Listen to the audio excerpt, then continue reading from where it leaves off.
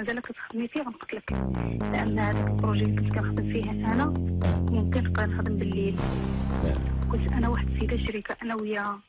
هذيك السيده مزوجه بوليداتها. كيقول لي ما تخدميش، الا بقيتي كتخدمي غادي نقتلك. حبست انا من داك البروجي، خليت السيده خدامه بوحدها، قلت لها اختي خدمي وخدي انت دوك الفلوس تيحل الله تيخرج ونشوف شنو غندير. انا عانيت بزاف صراحه الله. دابا هاد السيد ماشي مشكل من انا بقيت معاه، تجاوز عام ونص. نقول شوف انا بنت الناس، انا واخا دويا غنقتلك الا كان